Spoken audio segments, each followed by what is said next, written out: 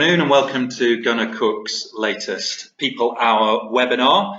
My name's Simon Horsfield, partner in the employment group here at Gunnar Cook, and I'm going to be talking about cutting costs without cutting jobs, and that's some lessons that we've learned from the last recession.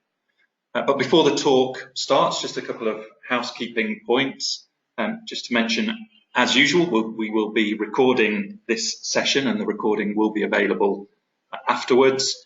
If either you want to listen again or you want to forward the link onto any of your colleagues who may find the talk useful, then please contact me or the Central Gunnar Cook team and we'll be able to send you that link.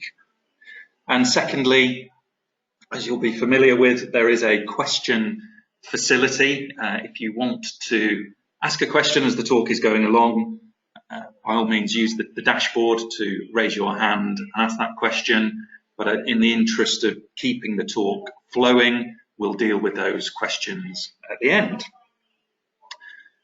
Okay, so we will make a start. So the reason for doing this talk, and particularly doing this talk now, is that as we are preparing ourselves for Brexit, whenever that may happen, most commentators are predicting that Brexit will have a negative impact on the economy to a greater or lesser extent. But there is no real agreement amongst those competitors about how long lasting that impact will be. So I think that the inevitable consequence of this is that businesses have to accept the reality that they are faced with the prospect of having to reduce costs, and as part of that process, it does seem inevitable that attention is going to turn sooner or later to staffing cuts, and that's certainly the case already with a number of clients that I'm working with, and immediately when thinking about staffing cuts, the default option seems to be to make redundancies.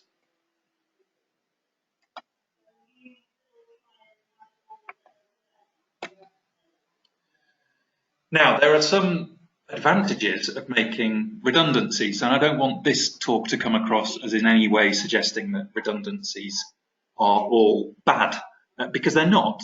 And I've listed some of the advantages here on this slide. So to start with, they can be a relatively quick process. I've suggested there on the slide that it's perhaps a worst case scenario of 45 days. I put a question mark there. Of course, the 45 days is the time scale that would be required under the collective redundancy legislation if we were proposing 100 or more redundancies at one establishment. But it's worth just reminding ourselves that that 45 days is the minimum period of consultation before the first dismissal can take effect. The reality is that consultation can often last longer than that, and it can take a bit of time even to get that process underway, especially if you have to elect employee representatives. So that 45 days might be a little bit misleading, but the reality is if you're looking at fewer than 100 redundancies, certainly if you're looking at fewer than 20, and so not into collective consultation territory, you can proceed with those redundancies relatively quickly. And of course, once you've made the redundancies, you've removed that headcount, and there's an immediate cost saving in terms of the ongoing salary costs. I think it's also worth reminding ourselves that redundancies can actually be a useful tool for removing underperformers and clearing out dead wood. And that probably sounds a little bit mercenary, but the reality is that during good times and times of excess, we as employers can understandably be found to be carrying a lot of excess baggage, a lot of people who perhaps aren't being properly performance managed in the way that you might do if times were a little bit harder. And so redundancies can be a useful time to reset the clock and, as I say, remove those underperformers from the business. And that final bullet point is one that I've heard clients say. Redundancies can be a little bit like ripping off the Band-Aid. Yes, there can be some short-term pain, but there can be longer-term gain. However, let's get some balance here. There are disadvantages if we proceed straight to redundancies. But first and foremost, they can be expensive. Obviously, there's the cost of the notice pay, the cost of the statutory redundancy payment, and in some cases, there may be an enhanced redundancy payment scheme that makes redundancies extremely expensive. From more of a kind of people-focused perspective, I think it is perhaps important to note that a redundancy programme will almost certainly have an impact on morale, both during the redundancy process itself and potentially for some time afterwards, as people are left looking over their shoulder, wondering when the next redundancy exercise is going to come. And as a result of that, one of the complaints I hear most frequently from clients is that as soon as they start the redundancy consultation process, they end up losing good people. The people that they don't really want to lose as a result of that process start looking around, find another job, and they lose them anyway. And that can obviously be very damaging for the business. The other point to note is that there is a risk of claims, and principally unfair dismissal claims, but also potentially discrimination claims as well, depending on what the context is to the particular situation that you're dealing with.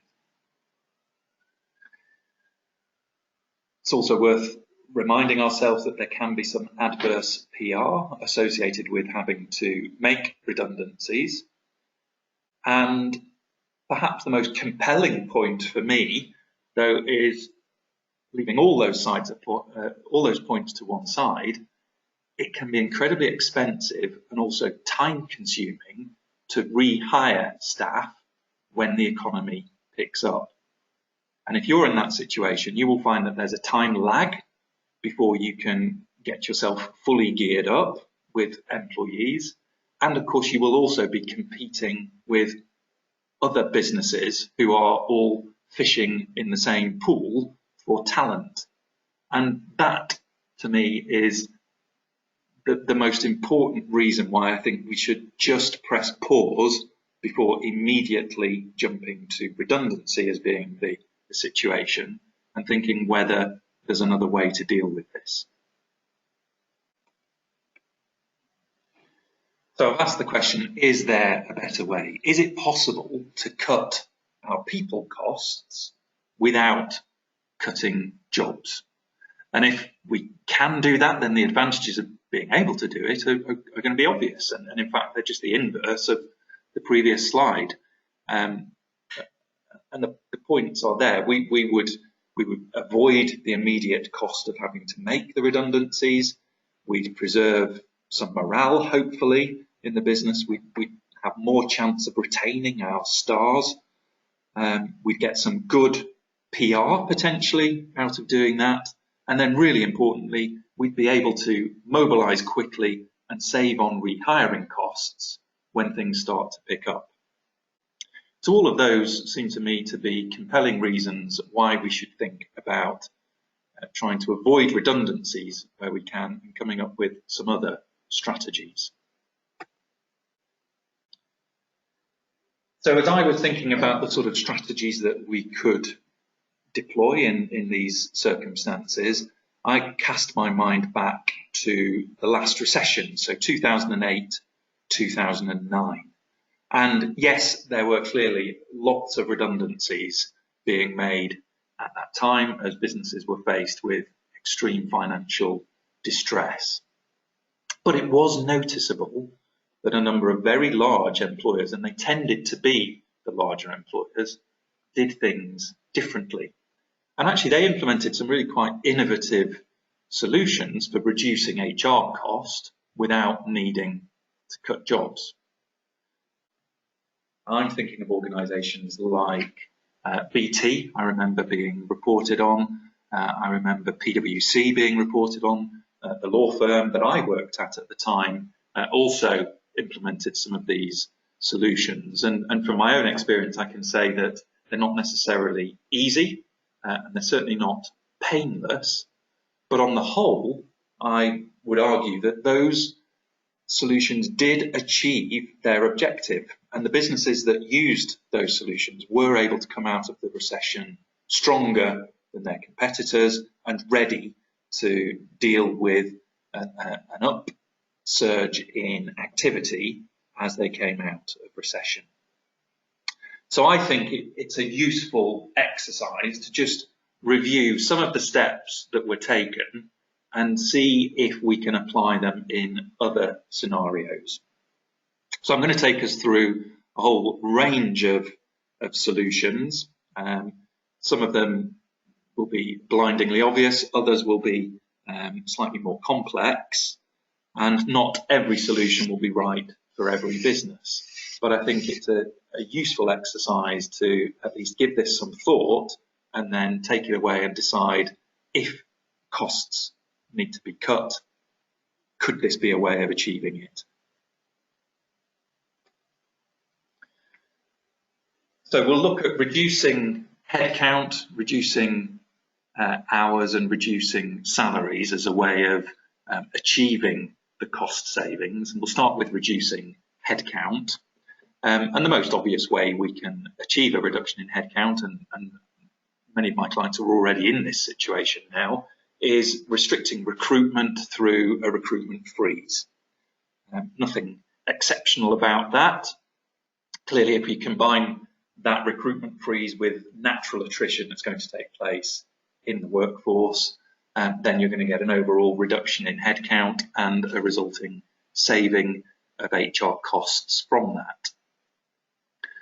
A couple of points to note with recruitment freezes. Obviously, for the workers who are left in the organisation, you are asking them to deliver more without necessarily giving them the resource, so that can have an impact on morale.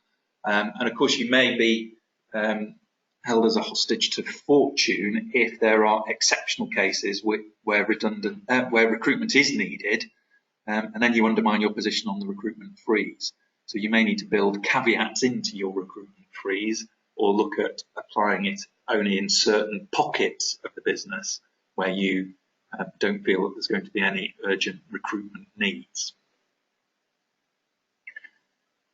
Next thing we can do is look at job offers that we've got out there at any one time, and depending on the size of the business, there could be quite a lot of job offers that have been made, and if we withdraw those offers, then we will be helping to reduce cost by not taking on budgeted staff. And clearly, if you combine that with natural attrition and a recruitment freeze as well, then you're going to overall reduce headcount. Now, from an employment law perspective, if the offer hasn't yet been accepted, or if it's been made subject to certain preconditions which haven't yet been met, then my view is that offer can be withdrawn without any consequences. If, on the other hand, the offer has been accepted and any preconditions have been met, then you have a binding contract in place.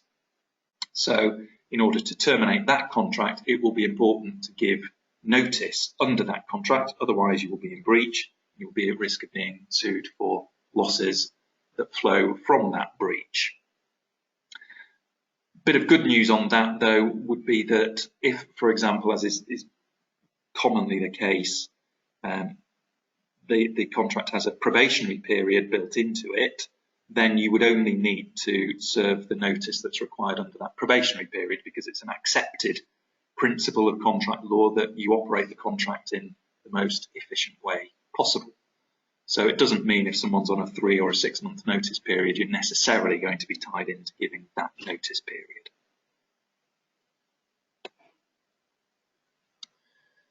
So another way we can manipulate and manage headcount would be to defer new joiners. So you may have a whole cohort of staff about to join you in January 2020. That might be part of a graduate recruitment exercise. It could be part of an apprenticeship program, or it might just be the way your recruitment cycle works. But it can be possible to defer those new starters and say, we'd like to push you back 12 months. So we'll look at you starting in January 2021, for example. Now, clearly, as with job offers, if the offer has already been accepted and we've got a binding contract in place, then we can only vary that start date by agreement. But in order to get that agreement, you can always offer some form of financial incentive, and depending on the individual circumstances, they might be quite willing to take a year out before starting work. And we certainly, at the law firm I was working at, we certainly found that that was the case with trainee solicitors, for example, who were more often than not quite delighted to have a gap year before starting their training contracts, and so were quite happy to agree a 1-year deferral. Other steps we can take would include reducing non-permanent staff. So yes, we get the reduction in headcount, but we don't lose any of our permanent headcount. So the focus there is turned to agency staff, temporary workers, casual staff, those on 0 hours contracts, and so on. Of course, there is a note of caution that comes with that. As ever, we would need to consider the employment status of those individuals very carefully, and we may well find that they, despite their label, are actually employees of the business, and they may well have unfair dismissal rights if they've been in place for 2 years or more. So that would just require a little bit of auditing before proceeding down that route. And we'd also need to look at where we've got an intermediary that's placed those individuals, any contractual obligations we owe to that intermediary employment agency. As another way of reducing headcount and potentially getting some value out of an employee, we could second them. And we could either second them intra-group, so to another of our group companies where there's perhaps not quite such an impact from the economic downturn, or we could second them externally to a client. And that can be really valuable for building the client relationships and adding value there.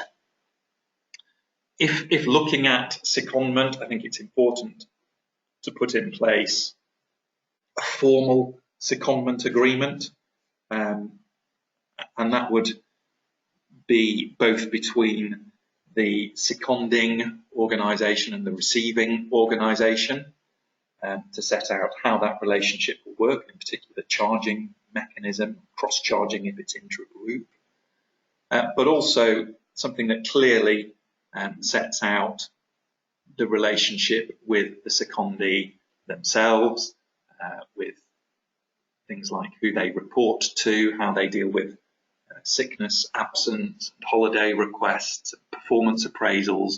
All those sort of day-to-day aspects need to be agreed up front and documented in a secondment agreement.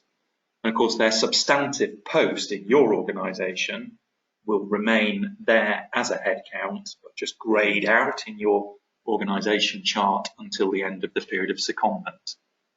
And ordinarily, we'd be expecting to put that person back in post at the end of their secondment, but we may need to build in some flexibility that says if for any reason there's been a redundancy, we will seek to redeploy you at that time.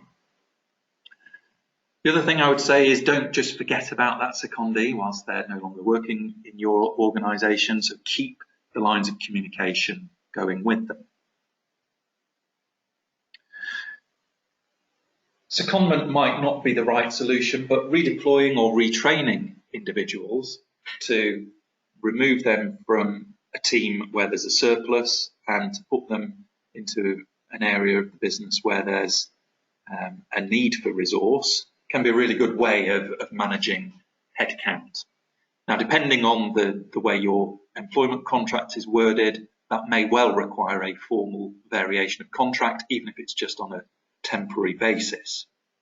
But if you've got contractual flexibility, as long as you comply with your implied duty of trust and confidence and consult and give people time to adjust, then actually there's no reason why you can't redeploy or retrain those individuals into other roles of a similar standing and status within the organisation.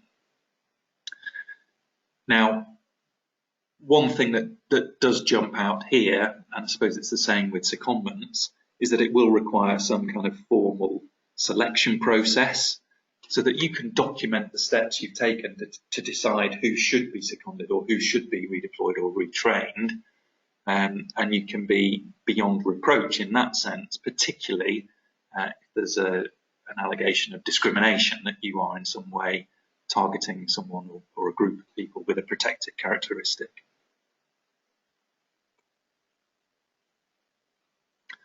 And then I think the final point on reducing headcount might be to look at early retirements, or sometimes they're referred to as shadow redundancies.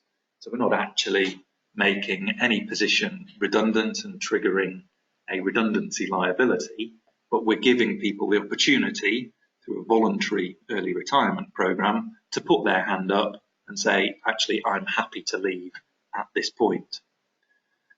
Again, I always think it's a good idea in these circumstances to give employees the opportunity to obtain independent financial advice and be suggesting to them strongly that they do that. And you may even go as far as to arrange for independent financial advisors to come in and pay for the cost of that advice for the employees. Really important to ensure it's a voluntary process, and I think it's not without its risk, because clearly this is only going to be attractive to people of a certain age who can then potentially get access to their pension early. My sense is that the way to minimise that risk is say anyone can volunteer under this process, but clearly only those who can access, so 55 or over, are going to have the benefit of being able to get access to their pension.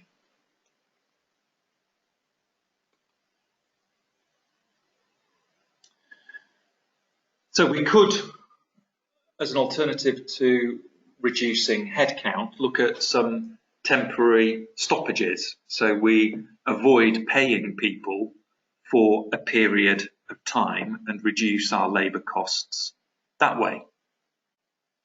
And the first way of achieving this that I think can work really well is to offer people the opportunity for an unpaid sabbatical. And here I'm thinking of a period of 6 or even 12 months away from work. Now you'd need to be very clear what terms you were offering. Is it 6 or 12 months? And you need to accept that you lose some control of those individuals during that period of sabbatical. And certainly if people are going to use that sabbatical to go off travelling, for example, then at the point that things start to pick up and you might want to bring them back early, you need to accept that you might not be able to get hold of them quickly enough. So what we tend to see is a right built into the sabbatical scheme for these purposes, for an early termination and for contact details to be provided and kept regularly up to date, and for people to communicate where they are and what they're doing during that period of secondment. So it's a slightly more hands-on approach than you might otherwise see with the sabbatical, where we're really asking for contact with the mothership to be maintained.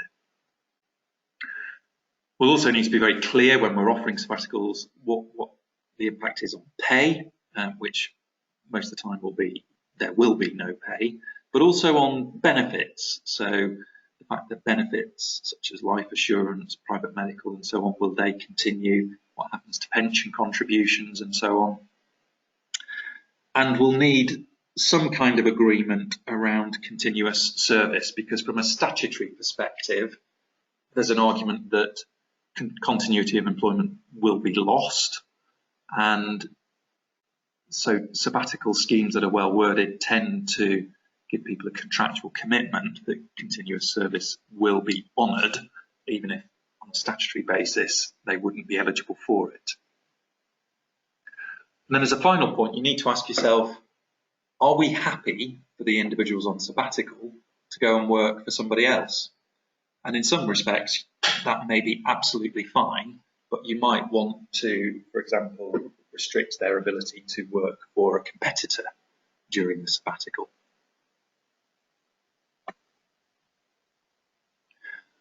Other ways of achieving temporary stoppages and reducing salary costs that way would be through offering periods of unpaid leave. Now that obviously tends to be, it's like a sabbatical, but it tends to be for a shorter period of time. And it can be combined with requiring employees to take a chunk of their contractual holiday at a set time, so that at least you're controlling when people are at work and when they're not at work. And that may make it a slightly more attractive option for people if actually they're getting paid for part of the time off through holiday pay.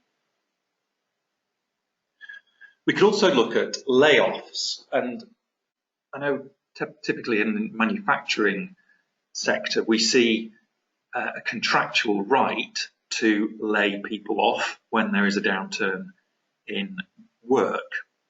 There is no automatic right to lay off, so you would need to check your contracts of employment to see whether that right is built in. If it's not in the contract, that doesn't stop you from doing it, but you would need to seek agreement. Otherwise, you'd be in breach of contract, you would be withholding work. The individuals would turn around and say, well, we're ready and willing to work, and then you'd be at risk of an unlawful deduction claim at the very least. If not everybody in the organisation is being laid off, then you'd need some kind of selection process to follow. And from a statutory perspective, it's important to note that you can't lay people off for any longer than is necessary. Otherwise, they have a statutory right to challenge the layoff and claim redundancy. The other statutory mechanism that we often see, again, in manufacturing sector contracts, but not exclusively there, is the right to impose short time working. Again, it requires a contractual clause, and if you haven't got the contractual clause, then you'll need specific agreement to the short time working. From a statutory perspective, it should be used as a short-term measure only, so it's not a permanent contract change. And again, under the statutory regime, there is this notion of a guarantee payment, which has to be paid in respect of any days when work isn't provided.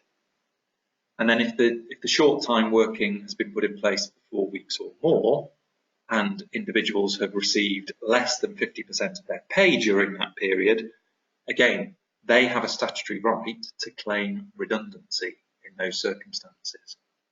So layoffs and short time working, because of the statutory regime, just require that little bit of extra consideration and analysis. The other way of reducing hours that doesn't trigger the statutory scheme is to look at part-time or flexible working. Now, obviously, we have part-time and flexible working arrangements, and there's a statutory right, of course, to request flexible working at any time, and we're used to thinking of those in terms of permanent contract changes. But there's nothing to stop us outside of that statutory regime agreeing part-time or flexible working for a limited period of time only. What I would suggest, though, is if thinking of introducing that sort of arrangement as a way of reducing costs, you might want to look at reserving the right to terminate that arrangement early if there's a change in circumstances. You'd also want to think, well, hang on, if someone's gone down to part-time working and their pay has been reduced accordingly, if we, at the end of this, have to make them redundant, do we make them redundant and apply their part-time working salary to calculate their redundancy entitlement, or do we look at the pre-contract change salary? And most employers in those circumstances look at the pre-contract change as a way of incentivising the people, reassuring them that if they agree to this, they won't be any worse off if they are made redundant.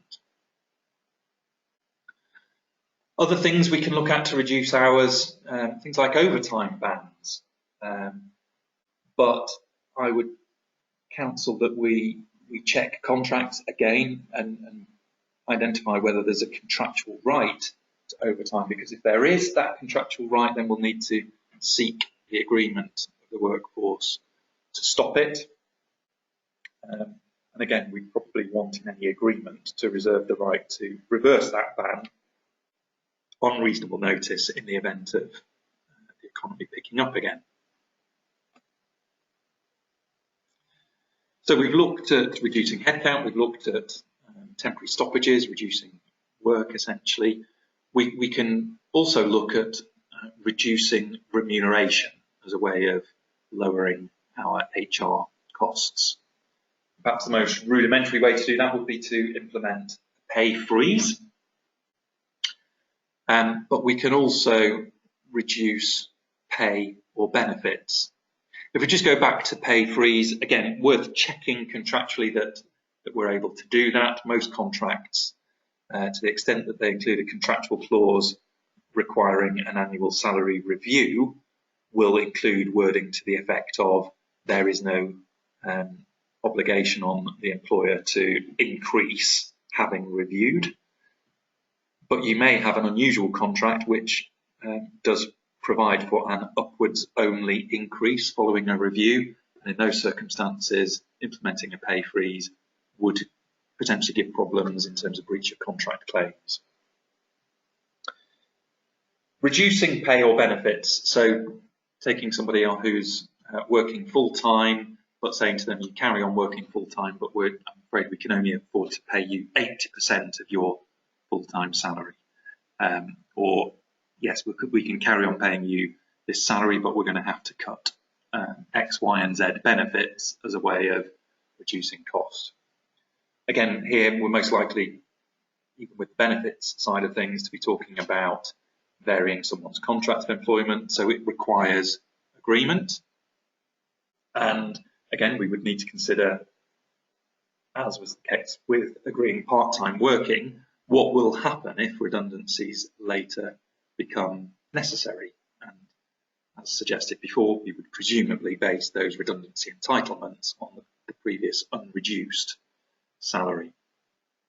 Of course, we may have a little bit of wriggle room when making these kind of changes, to the extent that we're looking at discretionary or non-contractual benefits. That may be a quick win to remove those, but we just need to be wary of arguments like custom and practice. If the particular benefit in question has been around for a long time, it's well known in the business, it's referred to in various documents like the handbook or whatever, then we may actually have created an implied contractual right through custom and practice, which means we have to go through the consent route before we can remove it. Another thing we could look at doing, we may well have budgeted for making bonus awards, but actually we may decide that even if the business has hit various targets, we're going to withhold those bonuses. Now again, whether or not we have the right to do that will depend on the contractual position, and if there's a contractual entitlement, consent will be needed. You may be in a stronger position if the bonus scheme is expressed as being discretionary, but as you'll probably all know, discretionary doesn't always mean what it says, and so we need to look at the particular provision in the contract of employment or bonus side letter very carefully to decide whether we have the right to remove that at our discretion.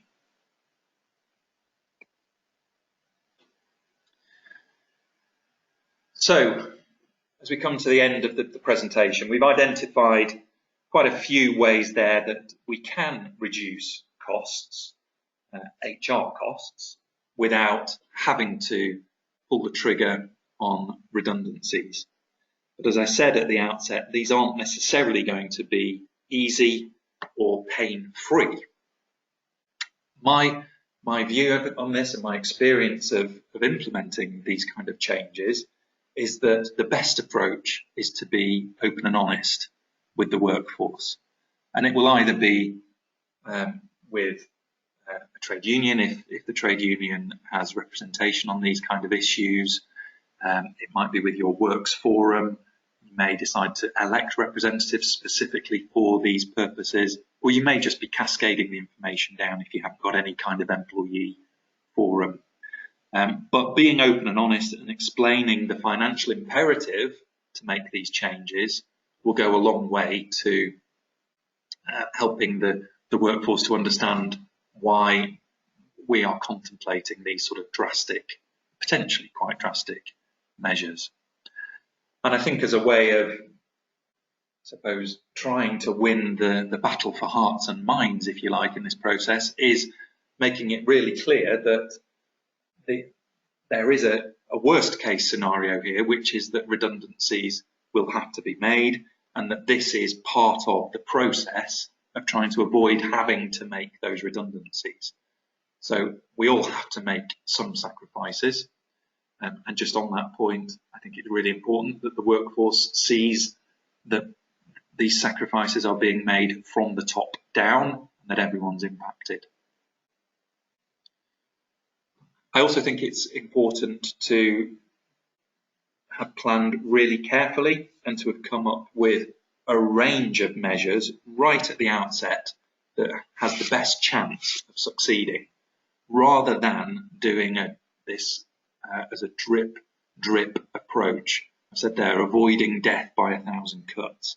If we start with a recruitment freeze, then go for a pay freeze, then have an overtime ban, then a bit later we start looking at layoffs or short-time working, or whatever it might be, then people are just going to have the life drained away from them through that kind of process. So let's be decisive and proactive in the way that we go about presenting these measures.